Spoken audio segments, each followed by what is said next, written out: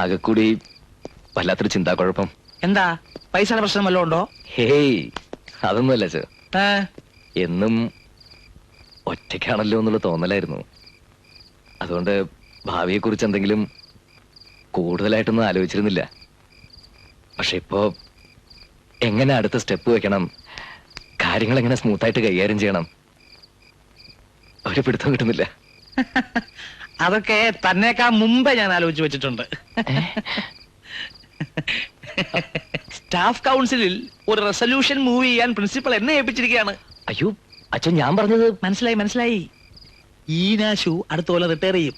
മൊട്ട അതിനു മുമ്പ് തന്നെ ഫിസിക്കൽ എഡ്യൂക്കേഷൻ ട്രെയിനിങ്ങിന് ഈ കോളേജിൽ നിന്ന് സ്പോൺസർ അയക്കും. അല്ലാതെ മടങ്ങി വന്നാ പിന്നെ താൻ ഇവിടുത്തെ ഡിപ്പാർട്ട്മെന്റ് ഹെഡ്.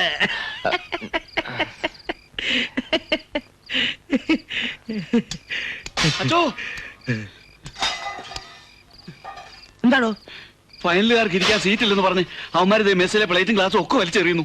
ഇവനെയൊക്കെ ഇന്ന് ഞാൻ താനങ്ങോട്ട് ഞാൻ വരുന്നത് പോരാ. കോളേജിൽ ജോലിക്ക് കയറുന്നു, എന്നാൽ ഹോസ്റ്റൽ വാർഡന്റെ ചുമതല ഏറ്റെടുക്കരുത്. അതിലും പേരെ സെൻട്രൽ ജയിലിലെ ക്രിമിനൽ പുള്ളികളുടെ ചുമതല ഏറ്റെടുക്കുന്നതാ.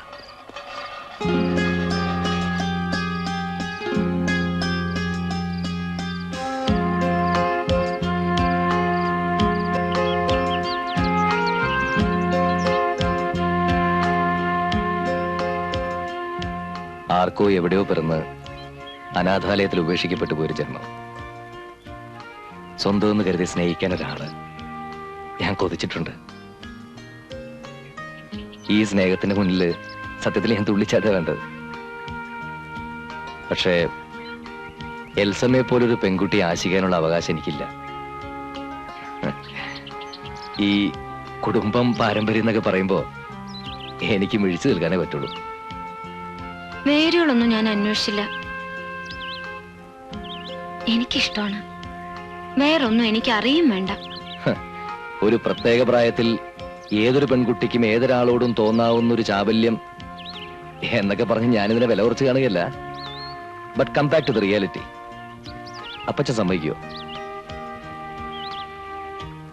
എനിക്ക് തോന്നില്ല. ദെൻ ഒരേ ഒരു മകള്, എന്തൊക്കെ സ്വപ്നങ്ങളുണ്ടാവും അവർക്കൊക്കെ. എല്ലാവരെയും വെറുപ്പിച്ചിട്ട് വേണോ? എന്റെ മുമ്പിൽ ഇപ്പൊ എന്റെ മനസ്സ് മാത്രമേ ഉള്ളൂ. പിന്നീട് എന്തായാലും എന്നോട് ഒരു വാക്ക് പറയണം, ഇഷ്ടമാണെന്ന്. I just want to hear it once.